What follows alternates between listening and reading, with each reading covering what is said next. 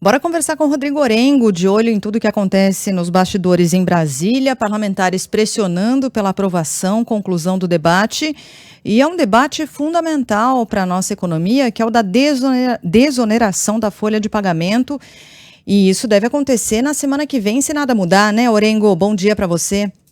Muito bom dia, Sheila, Carla, bom dia a todos. Essa é uma proposta fundamental, Sheila, para a preservação de empregos no Brasil, né? Existe desde 2011, a partir do governo Dilma, a desoneração da folha de pagamento, que na prática permite que as empresas que mais empregam no país, estamos falando de 17 setores, possam pagar lá, em vez de 20% sobre a folha de pagamento do trabalhador, o imposto, né, de 1 a 4% sobre a receita bruta, né? Então é uma redução, um redutor de imposto fundamental para garantir empregos no Brasil, né? Ninguém imagina nesse momento o fim de uma política que existe aí mais de 10 anos, então o que se espera realmente é a prorrogação, né?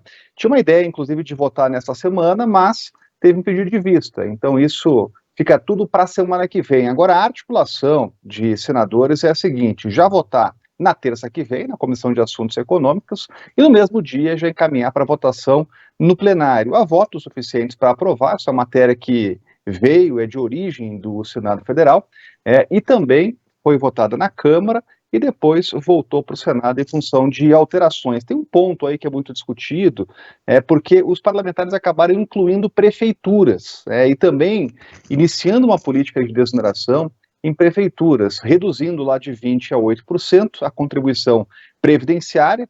Isso gerou uma reação do governo, que não estava esperando aí uma frustração de receita, de pagamento de impostos de prefeituras, mas os prefeitos têm muita força dentro do Congresso Nacional, então a perspectiva é de votação. Eu conversei com o relator dessa matéria, que é o senador Ângelo Coronel, e ele está confiante realmente que na semana que vem se chegue a uma conclusão dessa discussão que se arrasta já desde o início do ano.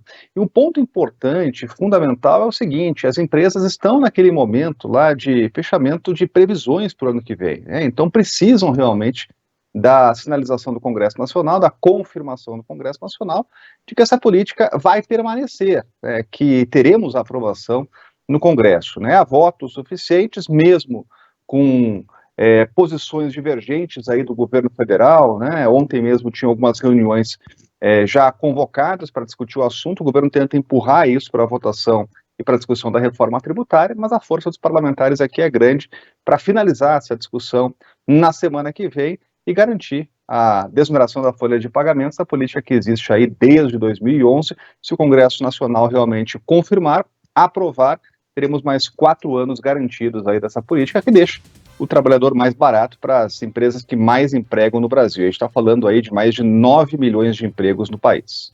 Orengo, a gente tem falado muito sobre a guerra no Oriente Médio, é claro, né? Porque é um capítulo histórico, como nós falamos um pouco mais cedo. É o que vai estar nos livros de história daqui, né? Daqui para frente.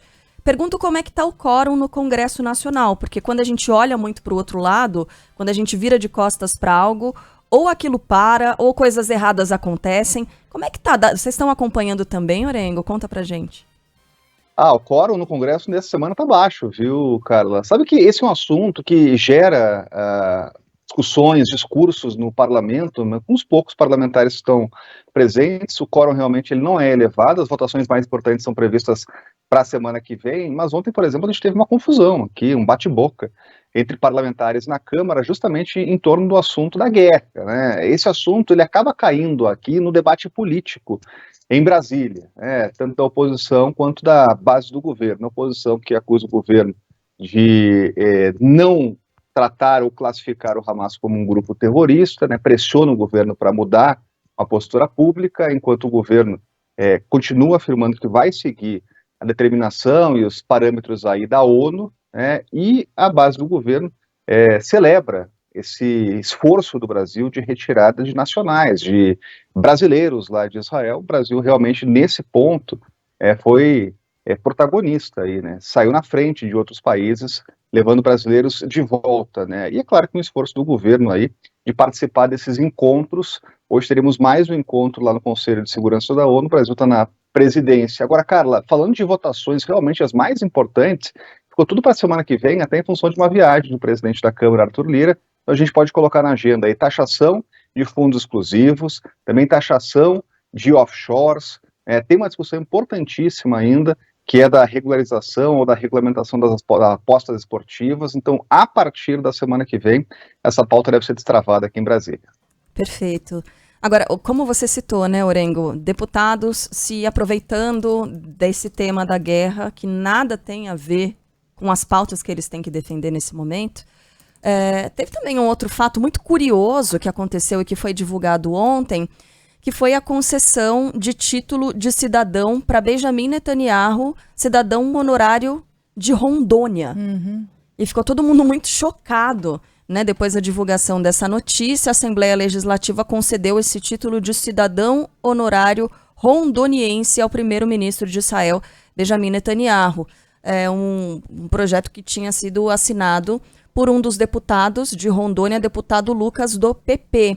E aí, depois de toda a repercussão disso, porque principalmente, né, isso foi divulgado ontem, dia 17 de outubro, no dia em que houve aquele ataque cruel e terrível contra um hospital na faixa de Gaza e toda a suspeita pairando, né, sobre a autoria desse ataque, se de fato foi um ataque realizado por Israel, sobretudo depois de um assessor próximo a Benjamin Netanyahu postar ali no Twitter, usar o Twitter ou o Twitter, como a Sheila costuma dizer, que é o novo Twitter X, né, confirmando a autoria do ataque. Na sequência apagou esse post e aí depois passou a acusar a Jihad Islâmica de autoria desse atentado, mas enfim, o que acontece é que Israel estava no centro, né, de muitas discussões ontem, mais uma vez, sobre possíveis crimes de guerra cometidos contra os palestinos na faixa de Gaza. E aí sai essa notícia da concessão desse título para Benjamin Netanyahu. E aí, na sequência, o delegado Lucas, do PP, esse deputado, ele publicou uma nota dizendo que se arrependeu e se justificando. O que ele disse? Que, na verdade, isso foi proposto anteriormente por causa dos ritos, dos trâmites burocráticos. Ele, na verdade, compõe ali uma espécie de comissão Brasil-Israel, e isso teria sido sugerido anteriormente, só saiu ontem. Né? Não foi que ele sugeriu ontem e que isso foi concedido ontem, mas, de qualquer forma, o timing foi péssimo, né? Que momento. Não pegou que nada momento. bem. Que momento, exatamente. Agora, sabe, Carla, que essa é uma discussão aqui que a gente vê em parlamentos, né? Porque acaba caindo no folclore. O parlamento estabelecendo títulos, medalhas, né? Até o Congresso Nacional há, inclusive, momentos aqui de votação, de agraciamento de figuras públicas, né? E a gente sabe que isso é algo lateral dos legislativos, dos parlamentos. Muito se discute se é papel do parlamento realmente conceder esse tipo de títulos, né? E geralmente quando a gente ouve sobre isso é algo folclórico, né? Mas é do dia a dia, da rotina de legislativos, né? Até de câmaras municipais, que muitas vezes sem um assunto mais importante a discutir, acaba votando, concedendo esses títulos e agraciando autoridades públicas, né?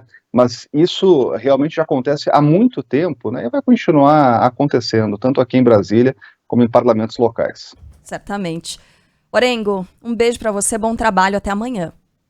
Bom trabalho, até mais.